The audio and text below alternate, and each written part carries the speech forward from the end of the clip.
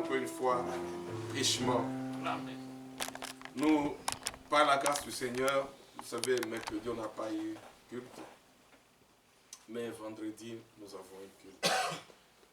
Ça arrive des fois que nous ne pouvons pas organiser nos cultes. Mais franchement, indépendamment de notre propre volonté, mercredi, on n'a pas pu. Il n'y avait pas quelqu'un qui était disponible. Vous savez, pour que le culte se tienne, il faut que l'un des responsables soit là. Et si Dieu a fait les choses qu'aucun des responsables soit là, on ne peut pas organiser le culte. Donc, ne nous tenez pas à rigueur. Il n'y a que le Seigneur Jésus qui peut être partout au même moment. Nous sommes limités en temps et en espace. Nous ne sommes que des êtres humains avec aussi nos fautes et nos défauts. Mais nous comptons vraiment sur la grâce du Seigneur. C'est un sacerdoce, c'est un service que le Seigneur nous a donné. Et je le crois de tout mon cœur avec mes bien-aimés, nous le faisons avec tout notre cœur, avec toute notre énergie. Nous n'avons pas un autre objectif que de conduire le peuple de Dieu et de lui accorder la force nécessaire, la force qui vient de la parole de Dieu. C'est pour cela que nous invitons chacun et chacune de vous accrocher à la foi. Parce que vous vous rendez compte, si les choses qui sont décrites dans la Bible, beaucoup de frères les ont déjà vécues. Et si le Seigneur permet que nous puissions les vivre, je ne sais pas si vous avez déjà eu l'idée de penser à cela. Cette Bible ici était cachée. La Bible que vous voyez ici. Demandez aux gens qui étaient de l'autre côté du rideau de fer, qu'on a appelé la guerre froide. Il y avait deux blocs dans le monde. De l'autre côté du rideau, on te voit avec la Bible, on t'égorge. Et on a des témoignages que des frères partageaient la Bible avec des petites pages. Ils coupent un verset, ils pillent le papier et ils le cachent dans sa veste, je ne sais pas, dans ses habits. Et il va déposer chez un frère. Et l'autre là, il ouvre ça, il regarde. Il a foi dans ce verset qu'il lit. Il se met à genoux et il prie Dieu. C'est ainsi que l'évangile se répandait de bouche à l'oreille. Mais nous avons encore la grâce de bien pouvoir nous réunir en toute liberté. Pour combien de temps, nous ne savons pas. Nous ne savons pas pour combien de temps. Regardez un peu où le monde nous amène. Vous avez les autorités de tout un continent qu'on appelle le vieux continent. Dans ce monde qui se dit un continent des hommes qui se disent civilisés, évolués, développés. Ils se disent qu'ils sont riches. Très bien. Ils sont développés, ils ont tout et consorts. Quand ils tiennent les réunions,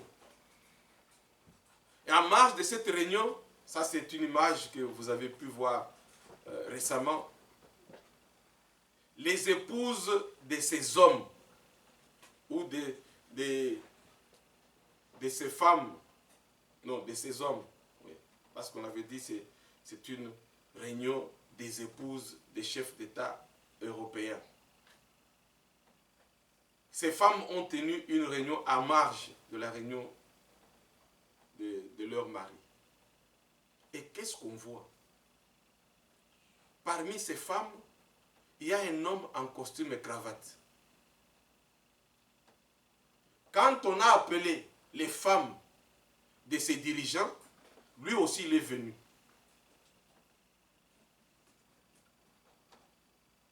Sans honte. sans froid aux yeux, il était heureux parmi les femmes. Un homme parmi les femmes disant, croyant dans son cœur qu'il est aussi une femme. C'est ça le monde. Alors que l'évangile que nous prêchons rejette cette vision avec la dernière énergie. Mais pendant combien de temps nous allons tenir? On ne sait pas. Pendant combien de temps nous allons tenir? Si pendant que nous sommes libres, vous êtes libre d'aller à l'église, vous êtes libre de prier, vous êtes libre de chanter, vous ne vous accrochez pas à la foi. Mais quand les choses seront difficiles, comment parviendrez-vous à vivre? Alors que maintenant vous avez la possibilité.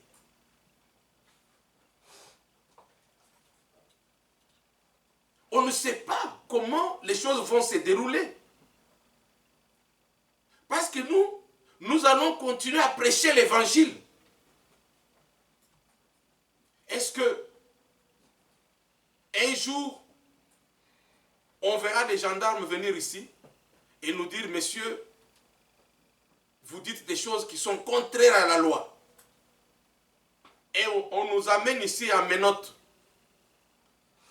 Je pense que vous allez sortir, vous allez créer des fenêtres dans le mur et vous allez vous échapper sans regarder en arrière, aller le plus loin possible.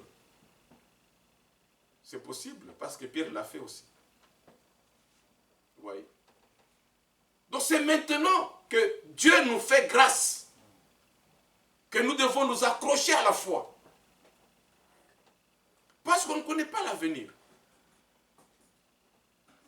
Parce que les choses que nous disons, les autres pays les ont déjà vécues. Je ne sais pas, ceux qui sont d'un certain âge, de notre âge par exemple, ont vu comment les témoins de Jéhovah ont été persécutés au Congo. À l'époque, on appelait Zaïre. Ils n'avaient plus le droit. Pourquoi? Parce que dans leur doctrine, ils ne peuvent pas s'incliner devant le drapeau. Ils ne peuvent pas chanter l'hymne national. Ça, c'est leur doctrine. Et le président Mobutu dit, mais tiens, il y a une église qui ne veut pas s'incliner devant le drapeau. Fermez-moi cette église. Et on a commencé à les persécuter. Et pour une autre raison que vous savez aussi, ils n'aiment pas la transfusion. On a commencé à les traquer de toutes parts. Et nous qui prêchons contre ces choses dans le monde, vous croyez qu'un jour, peut-être, on ne sait pas. Moi, je n'en sais rien. Je n'ai pas une révélation à vous dire ce matin, bon, ça sera comme ça, ça sera comme ça. Non. Mais nous devons nous préparer à toute éventualité. Parce que le monde n'est pas à nous. Le monde demande, déclare, cherche et veut des choses qui sont contraires à la parole de Dieu. C'est la raison pour laquelle notre combat est de plus en plus difficile. Notre lutte, notre chemin est de plus en plus difficile. Il arrivera un temps où, vous connaissez, Frère Branham a parlé de la marque de la bête, 666. La Bible parle des temps où, pour acheter même du pain, il faut avoir cette marque. Combien vont vendre leur droit d'aînesse? Combien vont-ils résister? Comme nos frères dans le temps, ceux qui, alors qu'ils étaient aussi persécutés, écoutez ce que la Bible dit, Hébreux au chapitre 11. C'était des hommes et des femmes comme nous.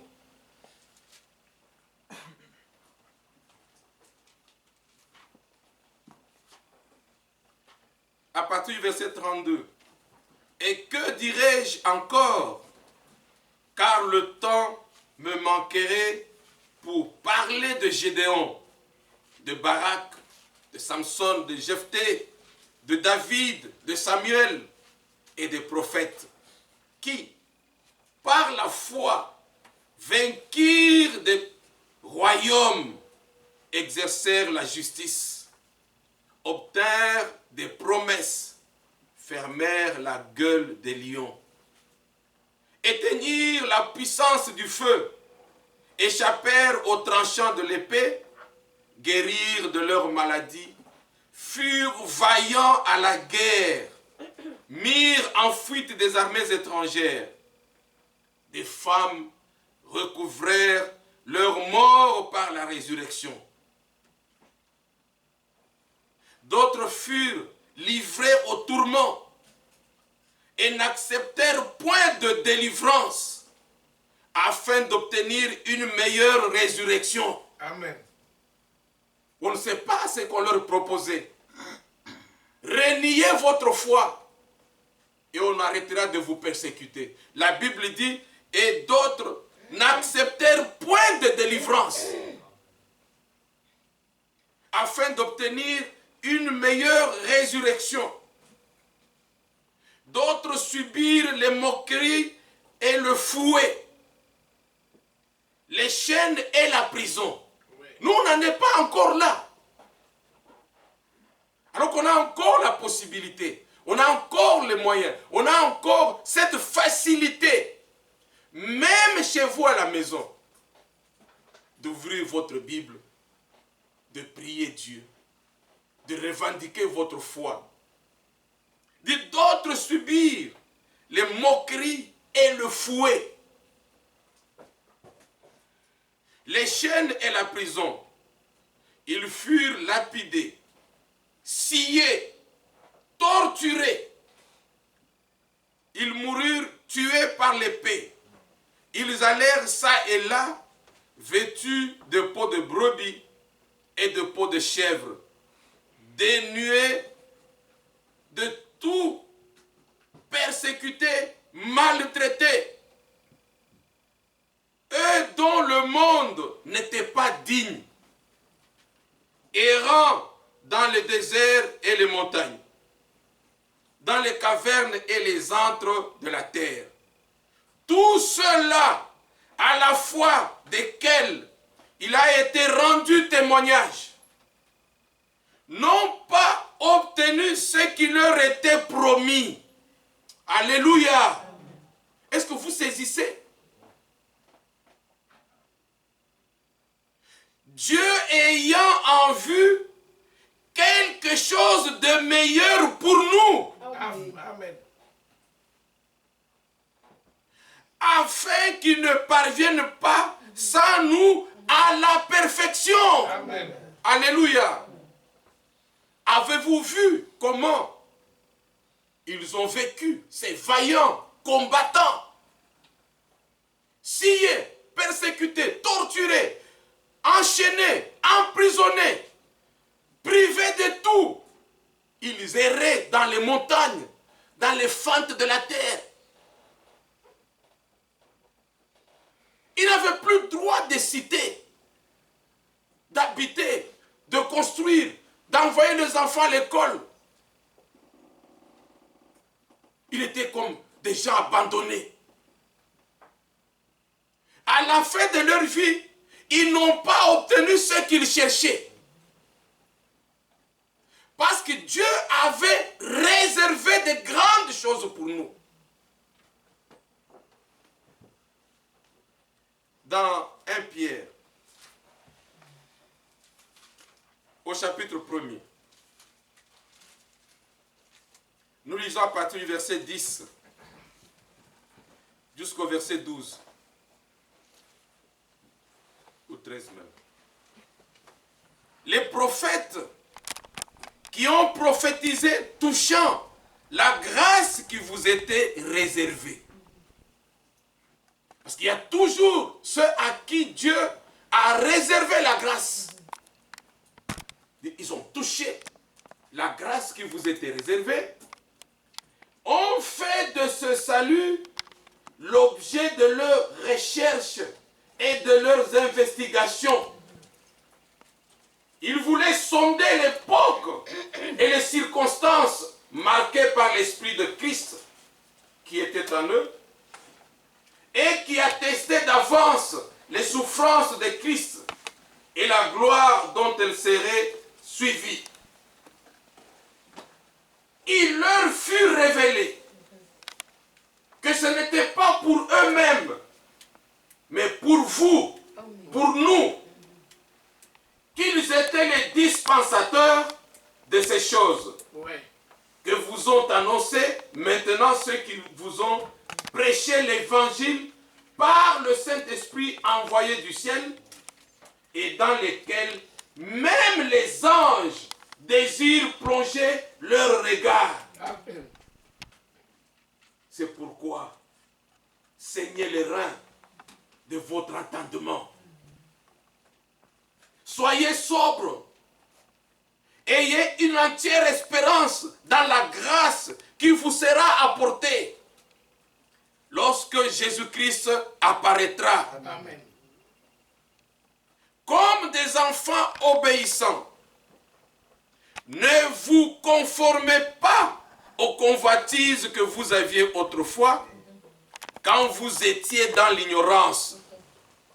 Mais puisque celui qui vous a appelé est saint, vous aussi, soyez saints dans toute votre conduite. Amen. Alléluia. Amen. Parce que nous avons de l'espérance. Nous croyons que bientôt, ce monde va être détruit. C'est la promesse de Dieu. Nous l'avons lu dans le livre de 2 Pierre au chapitre 3.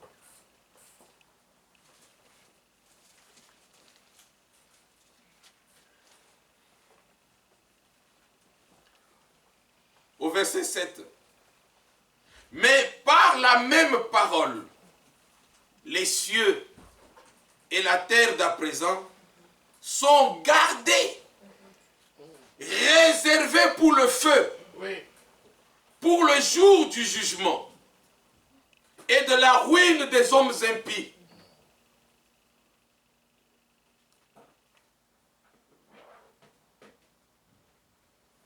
Les cieux que vous voyez et la terre où vous vivez, où nous vivons maintenant, c'est déjà fait, c'est déjà signé. L'ordonnance a déjà été signée. Que toutes ces choses visibles et invisibles, nos maisons, nos voitures, notre argent, tout ce qui est dans le monde est déjà réservé pour être brûlé. Rien ne va rester. Parce que Dieu va renouveler. Il y aura une nouvelle terre, les nouveaux cieux. Les anciens vont passer, vont être brûlés. Et tous ceux qui s'accrochent au monde vont passer. Alors les gens, ils se disent, ah non mais ces choses-là, vous savez, la Bible a dit des choses qui ne sont pas encore arrivées. Non. Non. Ne vous y trompez pas. Lisez le psaume 115, verset 3.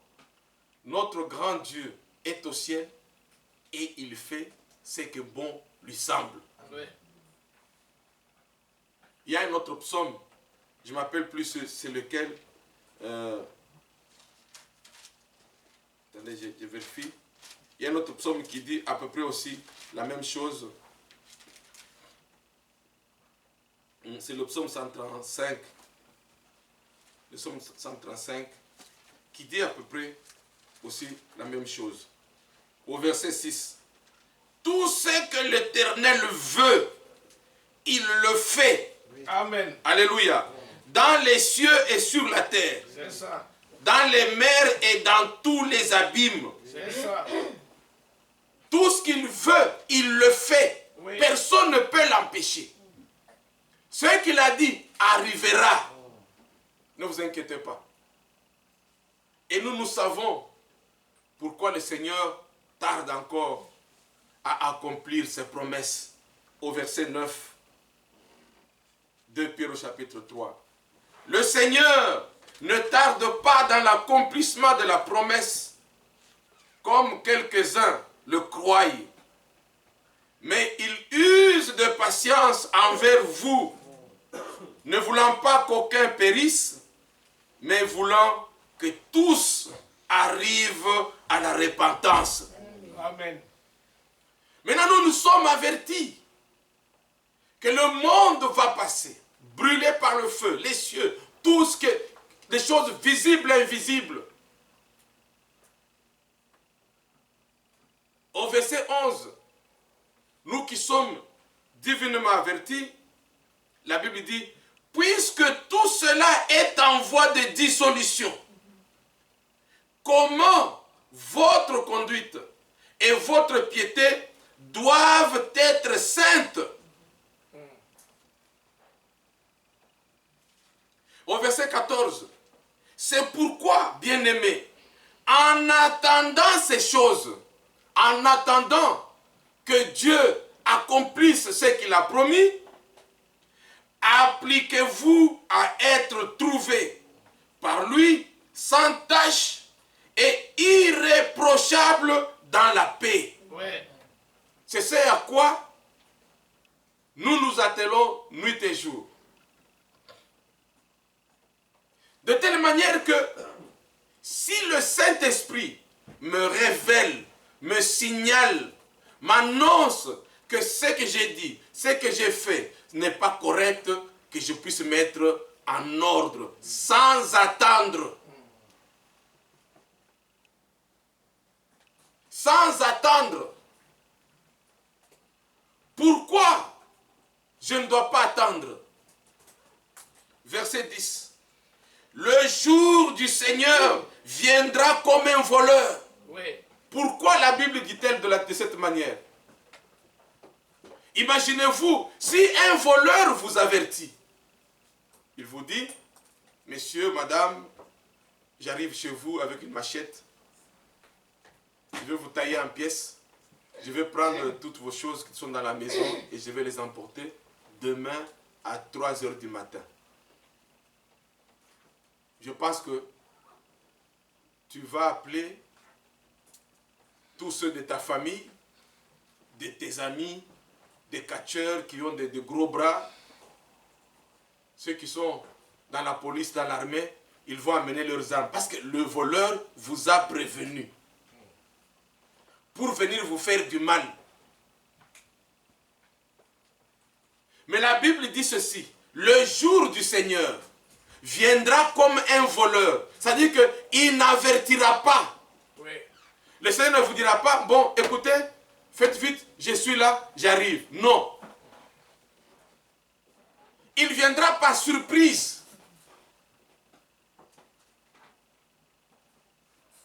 Méditez bien Matthieu au chapitre 25, les 10 vierges. Avez-vous déjà reçu la lumière sur les 10 vierges? Ne l'oubliez pas.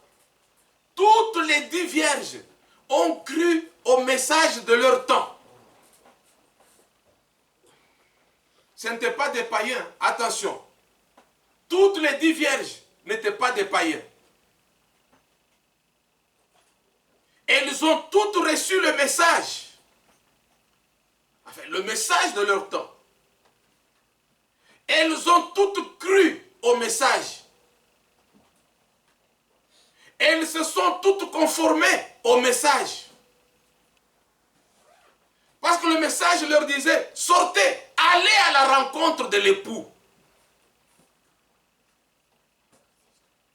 Mais, la Bible dit au verset 5, comme l'époux tardait,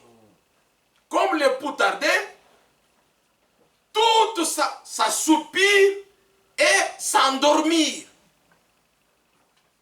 faut que nous tirions une leçon dans les 10 vierges. Nous qui, aujourd'hui, avons cru à ce message du temps de la fin, que nous puissions nous dire, nous ne sommes pas les premiers à croire au message. Et nous ne serons pas les derniers si la seconde venue de notre Seigneur tarde. Si nous ne comportons pas de la même manière avec les élus de la fois passée, ou des années passées, ou des temps passés, nous n'obtiendrons pas ce pourquoi nous venons à l'église. Nous ne pouvons pas inventer une nouvelle vie. Non. Nous ne pouvons pas inventer une nouvelle vie.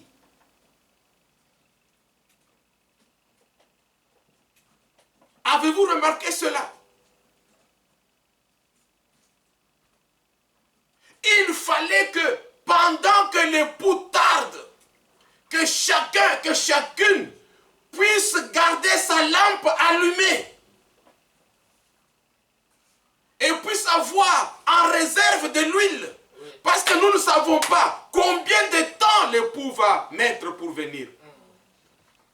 Mais ce qui était sûr et certain, l'époux devrait venir. Mais en combien de temps, on ne sait pas.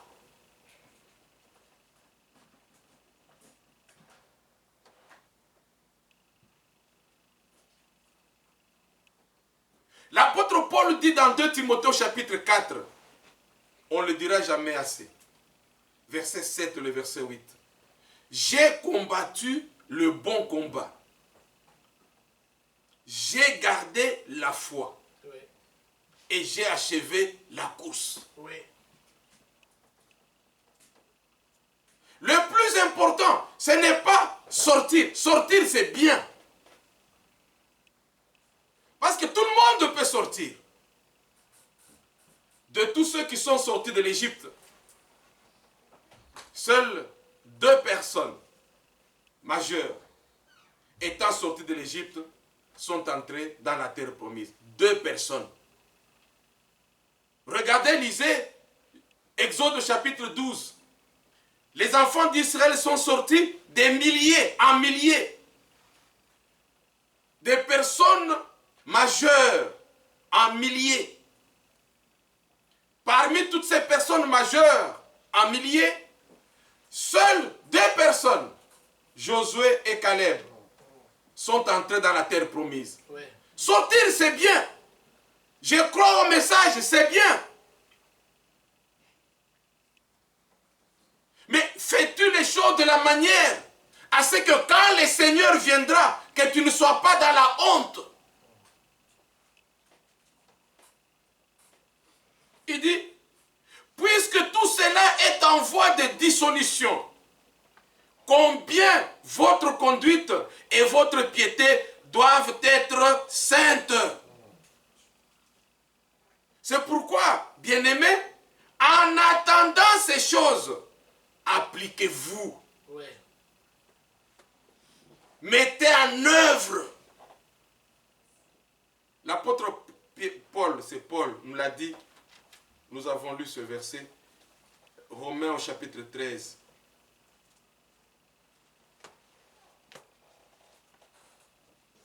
À partir du verset 11 jusqu'au verset 14. Cela importe d'autant plus que vous savez en quel temps nous sommes.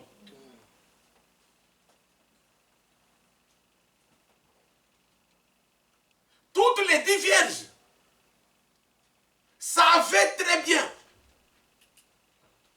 que nous sommes sortis pour aller rencontrer notre époux. Mais au verset 5 de Matthieu 25, la Bible dit, comme l'époux tardait, toutes s'assoupirent et s'endormirent.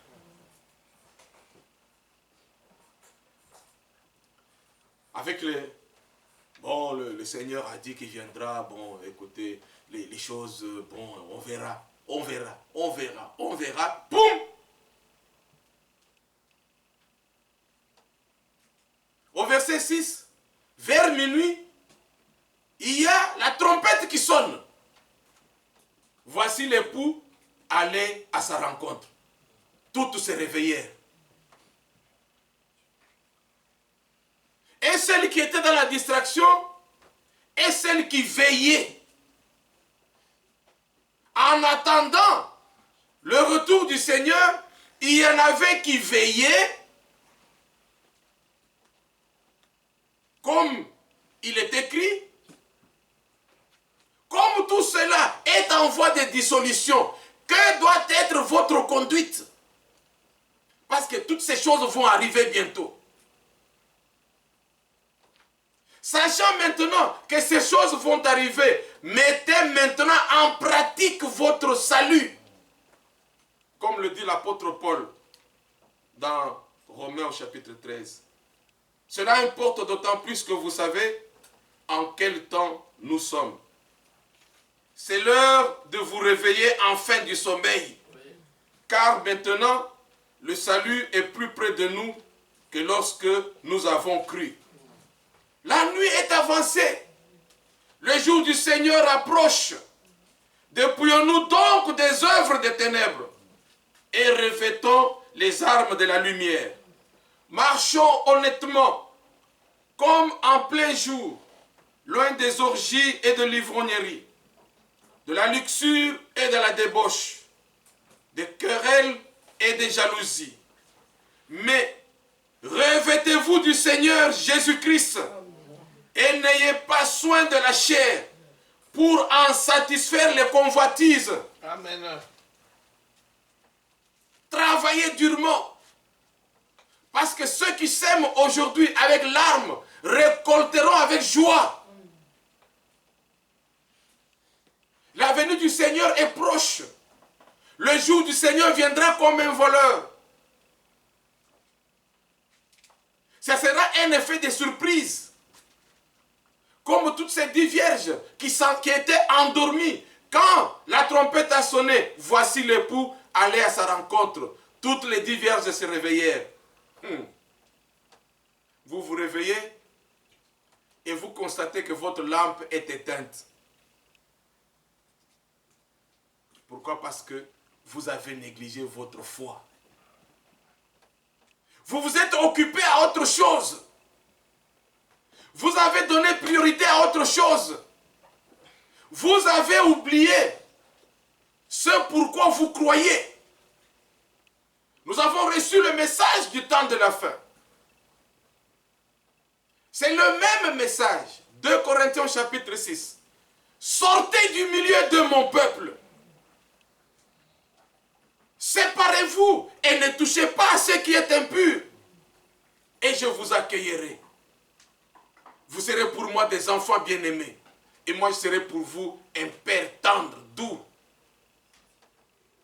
Et je vous accueillerai. Je viendrai chez vous et je souperai avec vous. Pendant que l'époux tardait, il y en avait des courageux qui, eux, travaillaient tous les jours pour leur salut, pour leur foi, pour leur marche, pour leur espérance.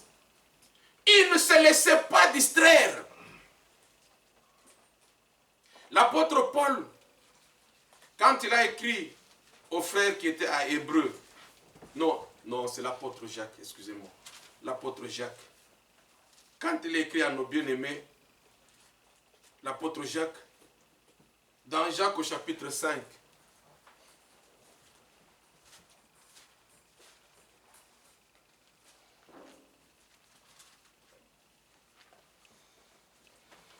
nous lisons à partir du verset 7.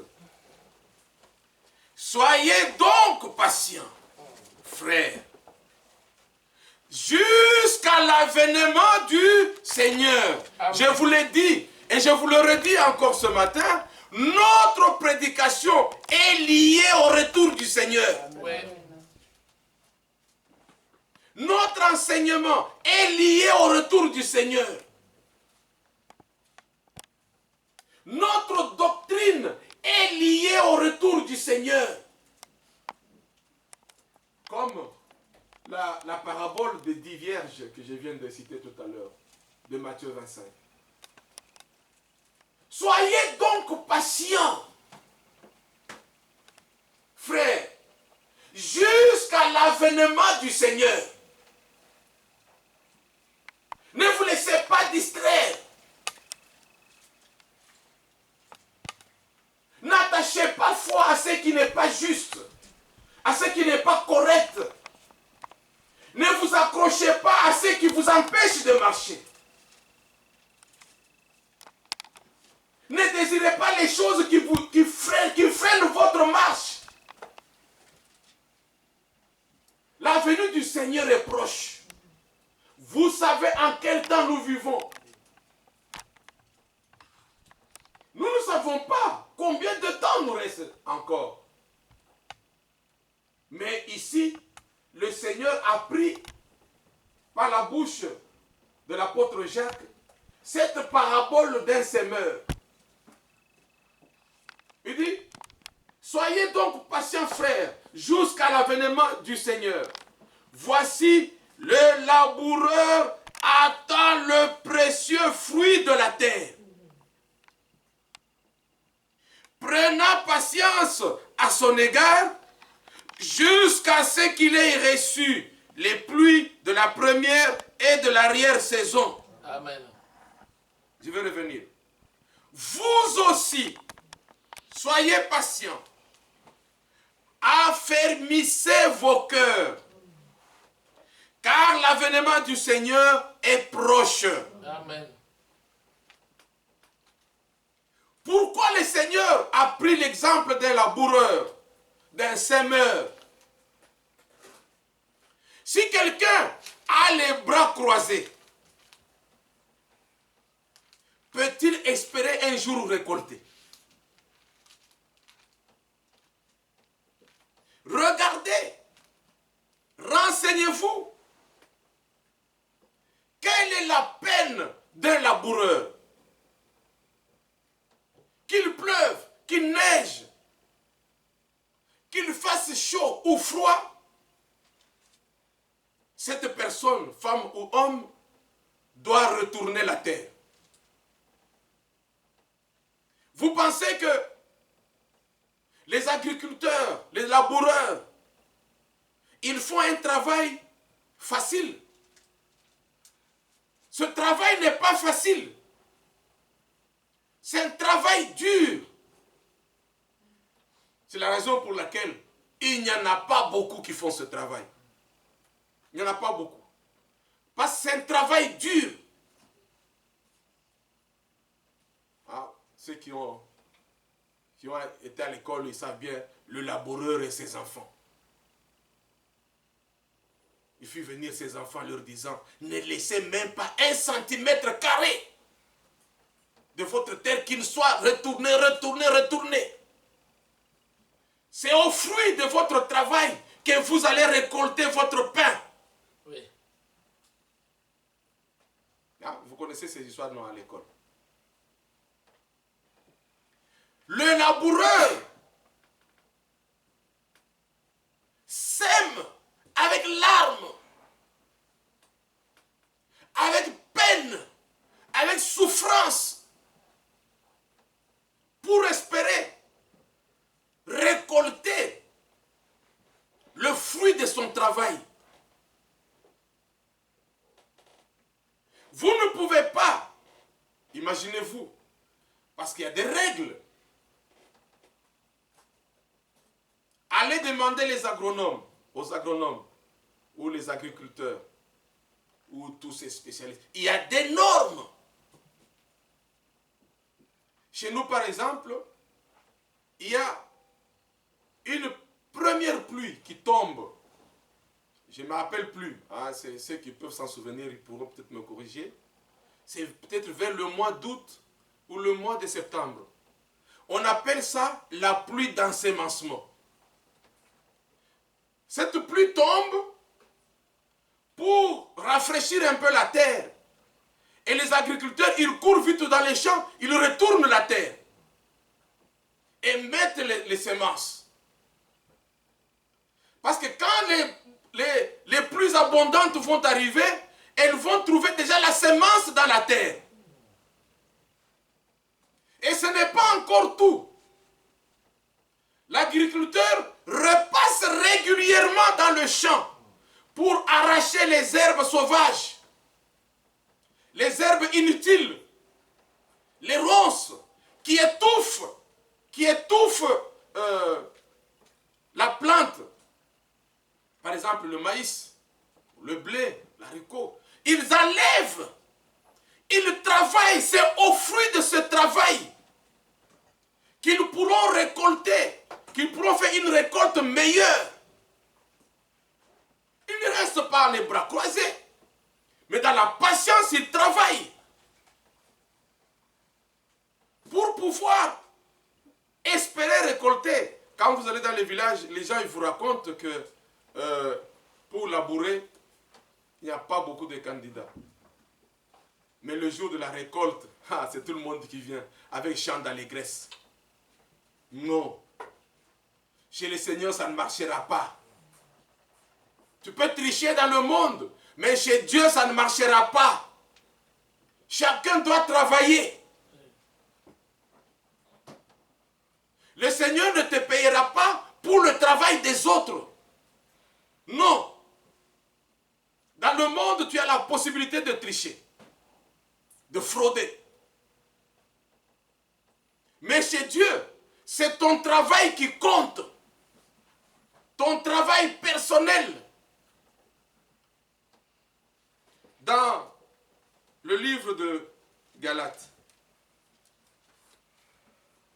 Galates au chapitre 6.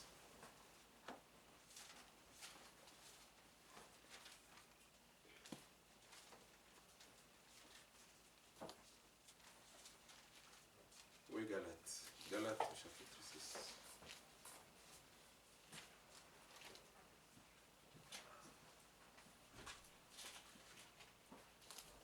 Nous lisons à partir du verset 7 jusqu'au verset 9. Ne vous y trompez pas. On ne se moque pas de Dieu. Amen.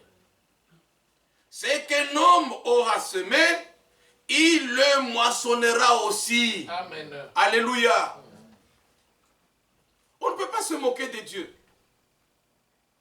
Ne comptez pas sur quelqu'un. Chacun de nous a un travail à faire.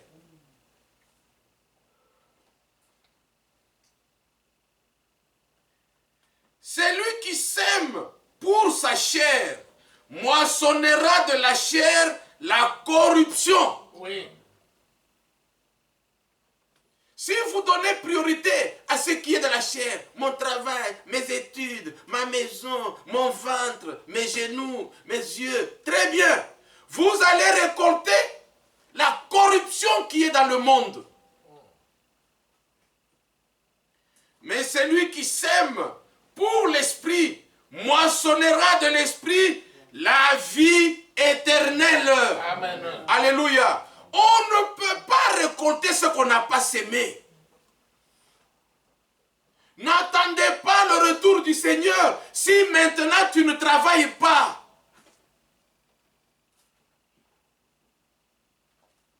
Le Seigneur viendra prendre des hommes et des femmes qui maintenant se préparent.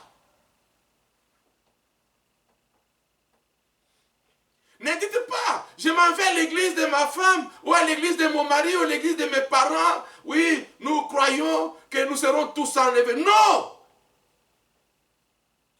Il faut que l'église devienne ton église. Il faut que le Seigneur devienne ton Seigneur. Oui. Il faut que tu t'en appropries.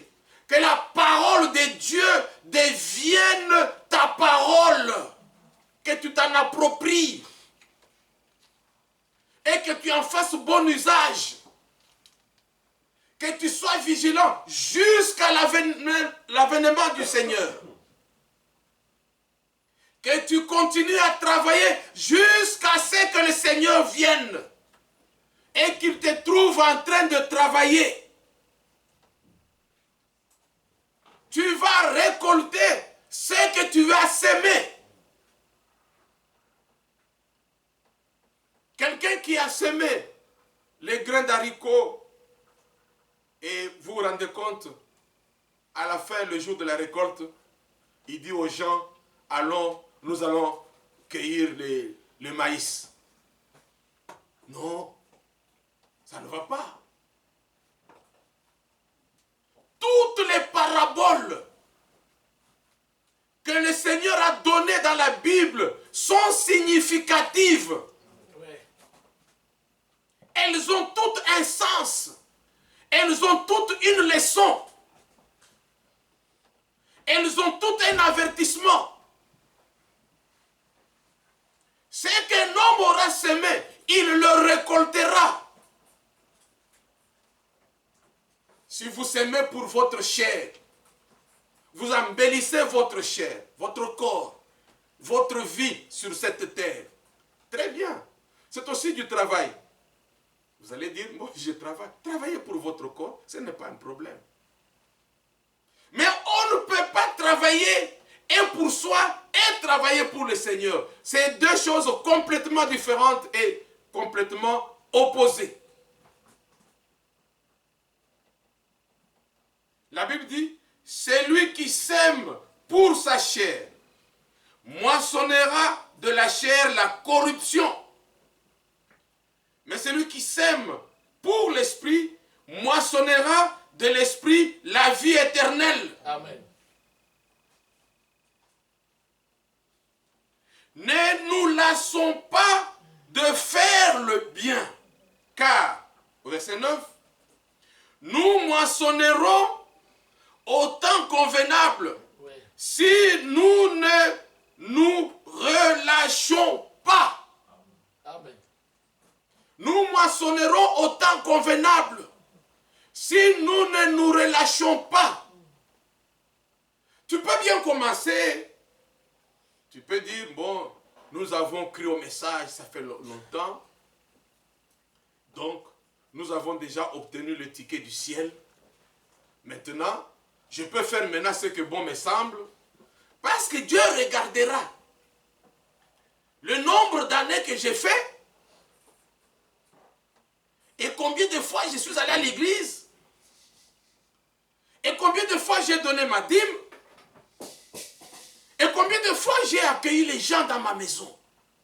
Ah, tout ça, Dieu va regarder. Dieu va compter. Il y en a même qui prient, Seigneur, regarde quand même le travail que j'ai fait. Comme si vous ne connaissez pas les païens qui accueillent les gens chez eux à la maison. Qui n'ont rien à faire avec Dieu. En accueillant les gens à la maison, vous accomplissez une écriture, l'hospitalité. Mais vous ne faites pas quelque chose de spécial. Parce qu'il y a des païens qui ne connaissent même pas Dieu, qui n'aiment même pas Dieu. On m'a dit, par des frères en Australie, que si tu dis seulement à un Australien, God bless you, il peut même prendre son fusil et te tirer. Ils n'aiment pas entendre parler de Dieu. Mais regardez comment ils accueillent les étrangers. La France ne peut même pas arriver au niveau de la cheville. Allez-y faire un tour, vous allez voir comment les étrangers sont traités là-bas. Ceux qui sont réguliers, hein, mais ils sont très méchants envers ceux qui ne sont pas réguliers. Ça, je vous le garantis. Mais ceux qui sont réguliers, mais attention, les gens sont bien installés. Là-bas, il n'y a pas des histoires comme on en voit ici. Mais ils n'aiment pas parler de Dieu. Avec les incendies maintenant, il y en a qui commencent à dire, bon, ils doivent se repentir, ils doivent demander pardon aux aborigènes et consorts, parce qu'on ne comprend pas. Vous attaquez le feu devant, le feu vous contourne. Pendant que vous l'attaquez devant, il vous contourne, il brûle maintenant derrière vous. Et quand vous vous retournez pour attaquer le feu derrière, il est maintenant à votre gauche. Le feu joue au yo-yo avec les pompiers. On ne sait pas. Mais ces gens-là, ils accueillent les gens très bien. Ne vous basez pas, ne basez pas votre esprit, votre foi sur votre imaginaire. N'espérez pas que vous pouvez corrompre Dieu en préparant la semoule et en donnant au frère. Oh, Dieu regardera parce que j'ai donné la semoule au frère. Ne comptez pas sur ça.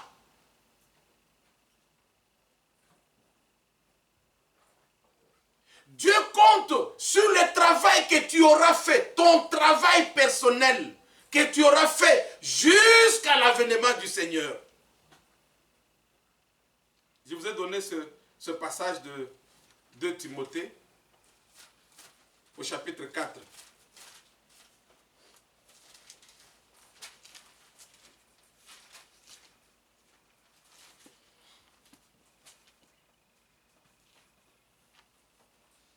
Et pourtant, je me suis dit ce matin, je ne parlerai pas beaucoup. Je suis rentré, je ne sais pas, 3h, 4h du matin. Et c'est le tam-tam qui m'a réveillé. Bon, on va parler un peu. On doit faire notre travail. Fatigué ou pas fatigué. C'est le travail que le Seigneur nous a donné. Parlez. Parlez et parlez toujours. Pour que ceux qui ont des oreilles pour entendre puissent entendre. Que quelqu'un ne dise pas, oh Seigneur, moi je n'ai jamais entendu ça. Ça, le Seigneur me demandera, hé, monsieur, viens ici. Pourquoi tu n'as pas dit ça? Ah, oh Seigneur, j'avais peur que quand je vais dire ça, ils vont tous fuir. Nous parlons. Et nous montrons le chemin. Ne comptez pas sur vos imaginaires, disant, oh, le Seigneur regardera le nombre d'années que j'ai fait. Le Seigneur ne compte pas, ça c'est toi qui comptes. Le Seigneur ne regarde pas à ça. Il y a de grandes leçons dans la Bible. L'homme à la croix, combien de fois vous l'avez vu au temple? Nous n'avons pas de traces de cet homme dans le temple. Il n'y a pas de traces dans la Bible. Aucune fois on nous parle de cet homme qu'il était dans le temple un jour. Mais en une fraction de seconde, cet homme est entré dans le paradis. Il dit, mon ami, toi et moi, aujourd'hui, pas demain, pas le lendemain, aujourd'hui, dans le paradis.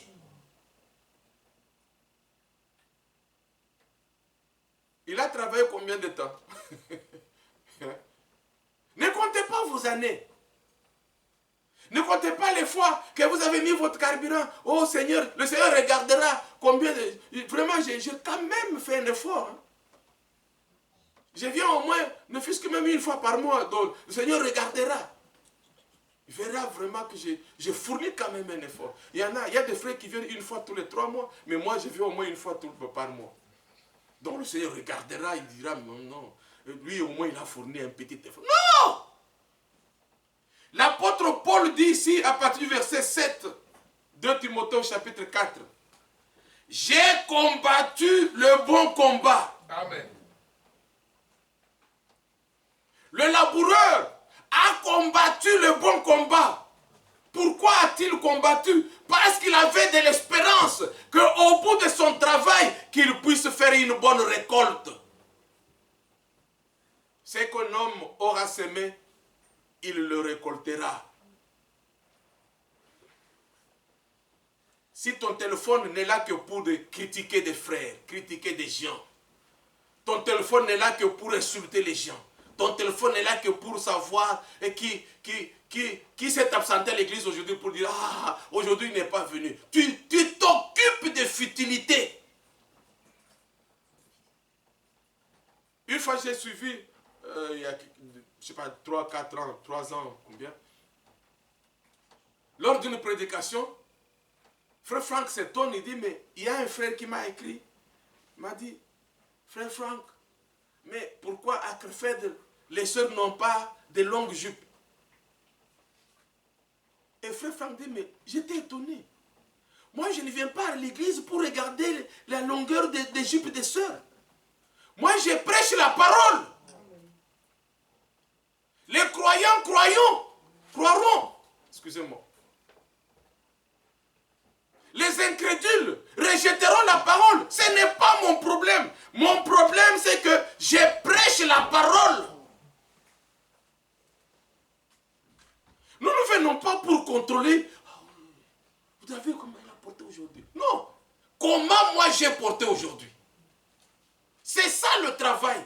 Que chacun fasse son travail personnel en ne regardant pas sur les autres.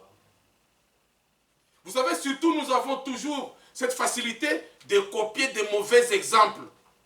Le corps aime bien copier les mauvais exemples. Vous voyez une sœur qui a mis des peintures à ses ongles. Et puis toi, tu rentres à la maison et dis, ah, mais tu as vu, c'est la femme du pasteur. Et là, les peintures aux ongles, comment on l'appelle, vernis. Et puis tu vas aussi, tu dis, ah, Natiango Kala. Tu vas reprendre les choses. Voilà tes exemples que tu suis. Qui t'a dit que cette femme-là ira au ciel? Qui t'a dit même qu'elle c'est une élue? Quand vous prenez le psaume 51, la Bible dit, est-ce que c'est le psaume 51 ou bien Ésaïe 51? Je pense. Vous voyez, j'allais me tromper. C'est Ésaïe 51. Mais notez tout ça, allez vérifier, vous allez voir. C'est Ésaïe 51. Ce n'est pas psaume. Ésaïe 51. La Bible ne nous dit pas porter les regards sur Papa Wemba. Pour commencer à me vêtir, il faut que je regarde comment Papa Wemba est vêtu. Non, je dois porter mes regards sur Abraham. Amen. Le père de ma foi. Amen. Et aux femmes, la Bible dit, ne regardez pas Mbiliabel. Non, regardez Sarah. C'est ça notre modèle. Notre modèle. Vérifiez-le dans Ésaïe au chapitre 51. Portez votre regard sur Abraham, votre père dans la foi. Oui. Regardez comment cet homme a aimé le Seigneur au point même de quitter son pays, d'abandonner son pays. La Bible dit, c'est lui qui n'abandonnera pas son père, sa mère, ses frères, ses soeurs, ses cousins, ses cousines, ses tontons, ses tantines, ses beaux-frères, ses belles-sœurs. Et ne s'attachera pas au Seigneur. Ne sera pas digne du royaume des cieux.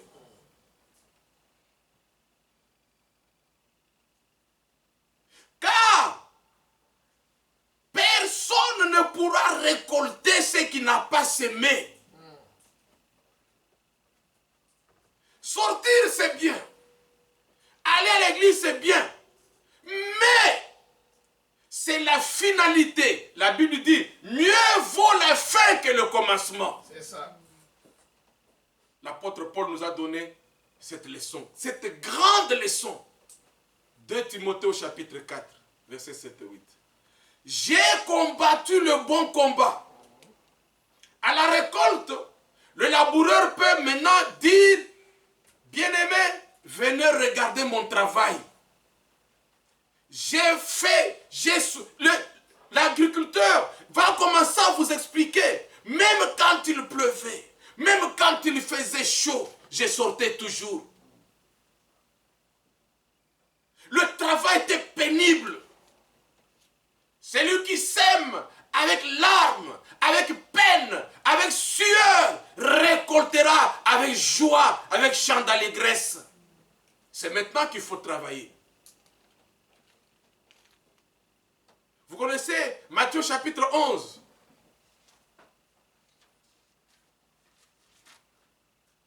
Matthieu chapitre 11. Et nous revenons sur 2 Timothée. Verset 12. Depuis le temps de Jean-Baptiste jusqu'à présent, le royaume des cieux est forcé. Et ce sont les violents qui s'en emparent. Amen. Alléluia. Je vous le dis clairement, le langage n'est pas obstrué, il n'est pas couvert, n'est pas imagé. L'entrée dans le ciel, Dieu a renforcé, Dieu a endurci les conditions pour que les plus fainéants tombent, pour que les fainéants abandonnent. Ils vont essayer et ils vont goûter et ils vont dire que c'est difficile, c'est dur, je n'y parviendrai pas. Allez, dehors. Seul le courageux, je vous l'ai dit, ça ne sera pas la première fois. Des milliers de personnes âgées, adultes, sorties de l'Égypte, seules 2 personnes sont entrées dans le pays de Canaan. Mais ces personnes ont bénéficié de tout. C'est écrit dans 1 Corinthiens chapitre 10. Ils ont bénéficié de tout. Qu'est-ce que vous pensez?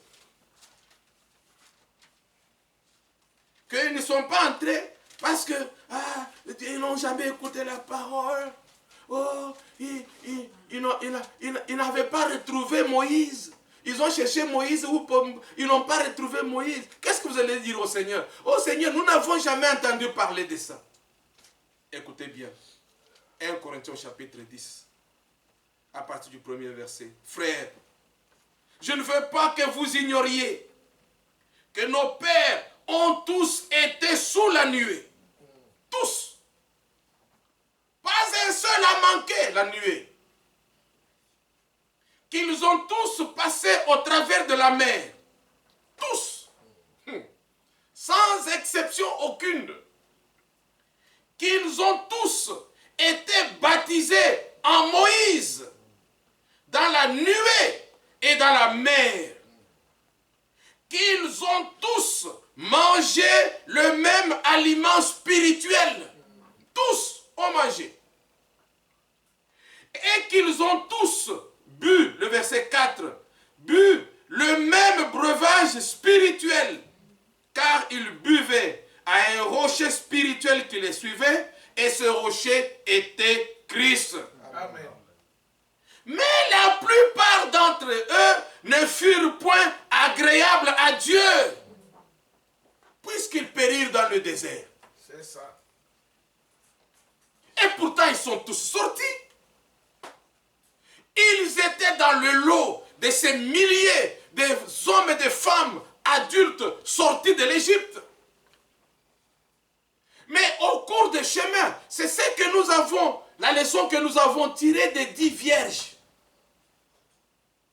Elles ont toutes cru au message. Elles ont toutes reçu la lumière. Alléluia. Elles sont toutes sorties pour rencontrer l'époux. Elles n'avaient en elles aucune autre sémence. Croire au message n'est pas une garantie. Ne dites jamais, comme on entend de faux enseignements, oh frère, la parole que je vous ai dite est esprit et vie. Vous voyez, comme je crois au message, donc j'ai l'esprit et la vie. Mais quelle vie? Quelle vie tu as? Quel esprit tu as?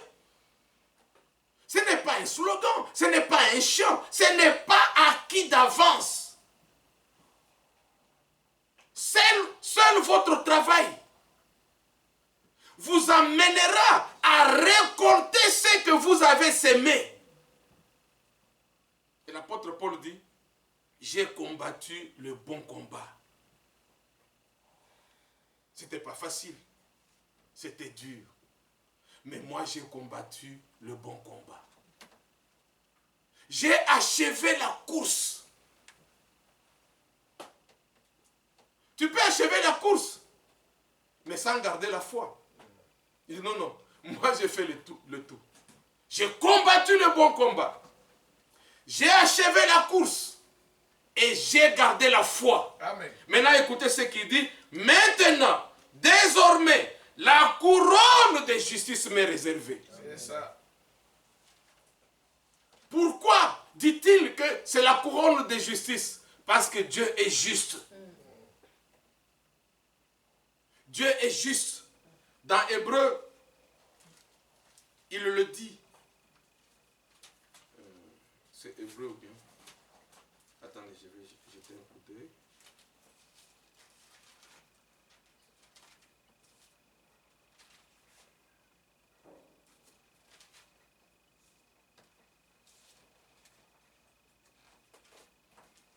Non, c'est 1 Corinthiens 15. Ce n'est pas le verset d'Hébreu. C'est le verset de 1 Corinthiens au chapitre 15.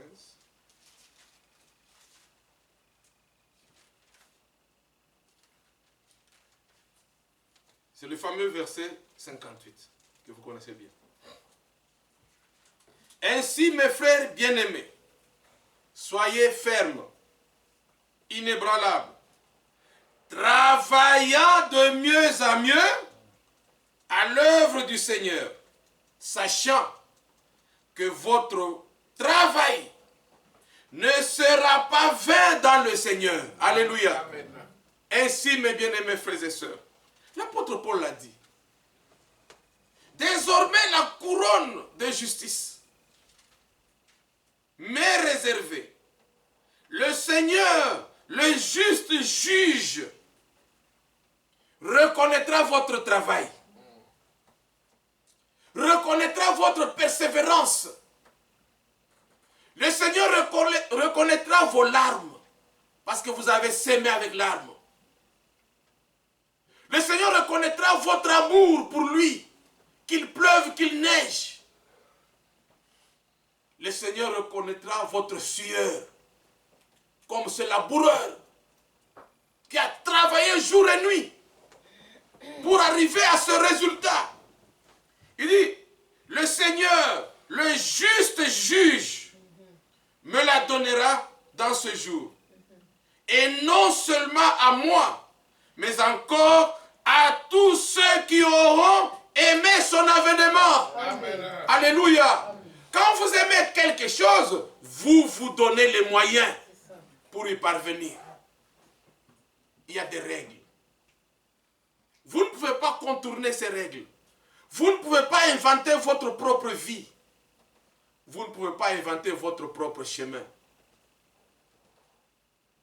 Ainsi, dans 1 Corinthiens chapitre 15 que nous venons de lire, verset 58, ainsi mes frères bien-aimés, soyez fermes, inébranlables, travaillant de mieux en mieux. Comme nous n'arrêtons pas de prier, de demander au Seigneur depuis le début de cette année. Seigneur, si j'ai un peu négligé, il faut vous approprier le travail du Seigneur. Dites pas notre travail, non, mon travail. J'ai un peu négligé l'année passée. J'ai baissé un peu les bras. Je me suis attelé à autre chose. Même Lamentation le dit. Non, Ecclésiaste. Qui sème le vent? Tu ne vas pas récolter le vent. Tu vas récolter la tempête. Tu sèmes le bien, tu vas récolter le bien. Tu sèmes le mal, tu vas récolter le mal. Chacun dise maintenant au Seigneur, dans la prière, Seigneur, je veux travailler de mieux en mieux. Parce que j'ai entendu aujourd'hui que toi, tu vas reconnaître le travail de chacun de nous. Je veux que le Seigneur reconnaisse aussi mon travail. L'apôtre Paul dit, et à tous ceux qui désirent son avènement. Il ne reste pas les bras croisés. Il travaille nuit et jour. Puisque vous savez, en quel temps nous sommes? C'est le temps de vous réveiller enfin du sommeil. Que chacun mette en œuvre le salut. Que chacun s'applique à être trouvé saint, irréprochable, sans tache ni ride, lors de l'avènement du Seigneur. Et vous le savez, c'est la raison pour laquelle nous venons à l'église. Parce que pour entrer au ciel, il faut une certaine forme. Et cette forme, le Seigneur a un modèle. Et comment parvenir à ce modèle? C'est en s'inclinant sous la puissante main de notre Dieu et que Dieu puisse nous transformer jour pour jour jusqu'à ce que nous atteignions la perfection. Ceux qui nous ont précédés, qui ont été sciés, torturés, battus, humiliés, enchaînés, emprisonnés, n'ont pas atteint la perfection. Mais le Seigneur avait gardé de bonnes choses pour nous. La parole qui sanctifie, la parole qui justifie, la parole qui purifie, la parole qui rend saint, c'est la parole de Dieu Tout-Puissant. Alors que chacun et chacune de nous puisse demander au Seigneur, aide-moi Seigneur. Cette année je veux que je m'accroche à la foi. Que je sois aussi comme ce laboureur, nuit et jour à la brèche.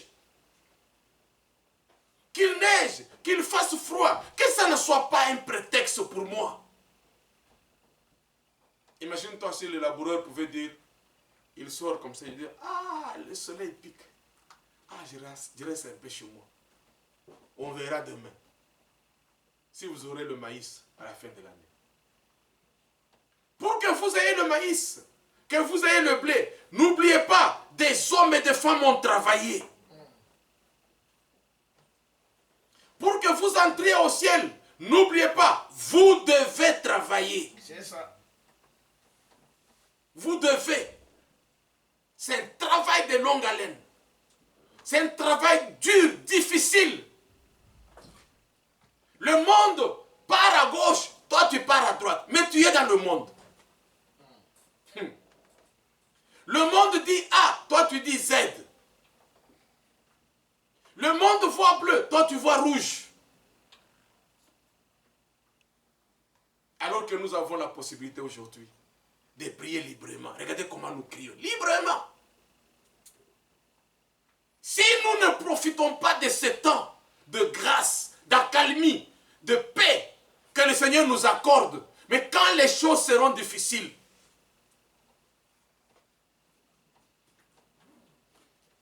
vous entendrez seulement à la radio, à la télévision.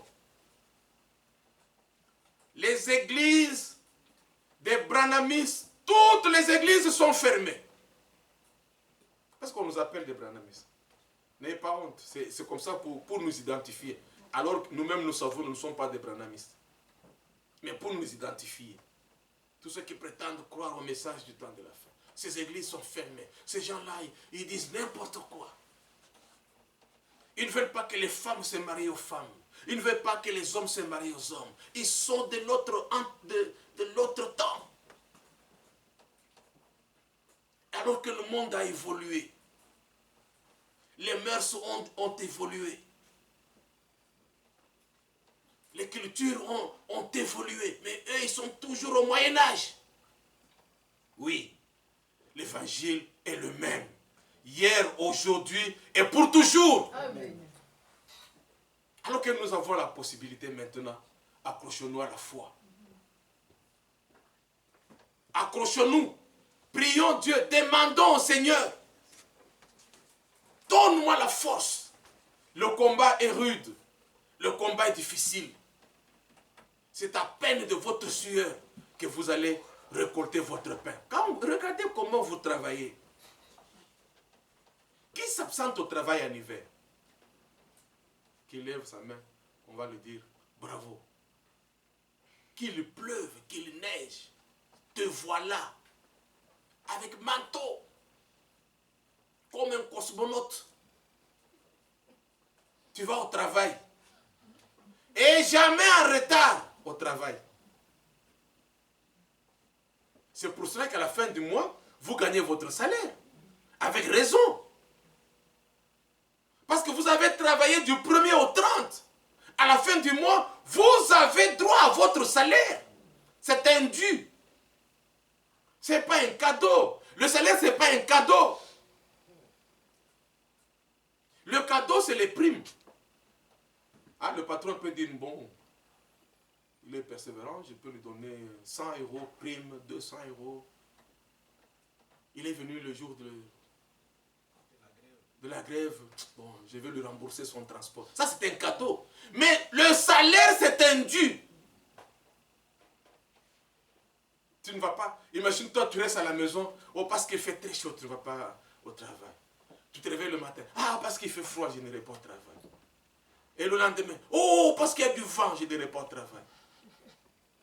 Et 4 jours après, oh, parce que les gens me regardent comme ça. Moi, je n'irai pas au travail. Et après, à la fin du mois, tu te présentes au travail, donne-moi mon salaire. Mais ça ne va pas. Ils vont dire, mais ça ne va pas.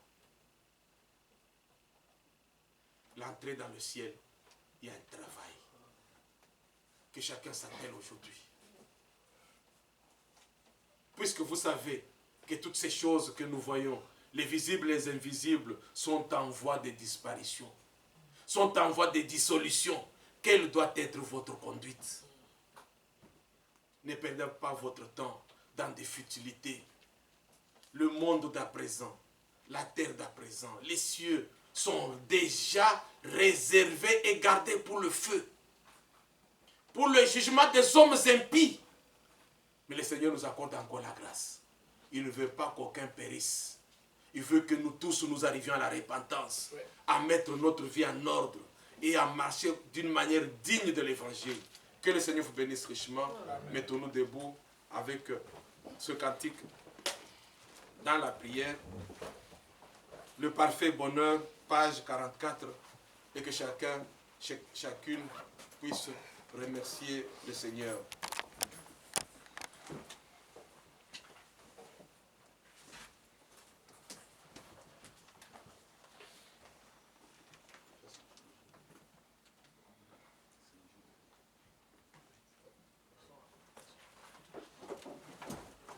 On nous annonce ici le frère Chai Paul et la sœur Marie, je pense que c'est la sœur Marie Amouké, sont en communication et le frère Chai salue toute l'assemblée. Acceptez-vous la salutation de notre frère Chai. Que le Seigneur vous bénisse. Que Dieu bénisse les bien-aimés qui sont étant empêchés, ils ne peuvent pas venir. Aujourd'hui, personne ne dira. Si vous n'écoutez pas la parole, c'est votre propre faute. Regardez comment vous allez au travail avec les oreillettes là-dedans. Vous écoutez quoi? Vous n'écoutez que les musiques du monde. Et ce que vous appelez les musiques de Dieu, on a tout simplement remplacé le nom de Marie-Jeanne, on a mis le nom de Jésus. Ces histoires-là, ça remplit vos théâtres, vous les écoutez, mais aujourd'hui, Dieu nous a donné tous les moyens. J'ai demandé aux jeunes de mettre, même mettre les prédications sur YouTube. C'est arriéré. Ça appartient au siècle passé. Maintenant, les prédications, ça passe en direct. Vos téléphones servent à quoi? Vos frères qui sont restés à la maison, vos frères qui ne veulent plus venir prier, mais vous pouvez les connecter. Hein? Vos WhatsApp, vous avez WhatsApp illimité. Si vous voulez qu'un frère écoute la parole, même les frères qui sont au téléphone, ils écoutent seulement en audio, ils peuvent suivre la vidéo en direct. Vous avez WhatsApp illimité. Donc aujourd'hui, le Seigneur a rempli toutes les conditions pour que quelqu'un ne dise pas, oh, c'était facile, c'était difficile. Non. Que Dieu vous bénisse, frère, avec tous les efforts que vous faites. Bon, nous n'avons pas d'autre chose que de prier pour vous. Le parfait bonheur, page 44, que chacune puisse prier Dieu.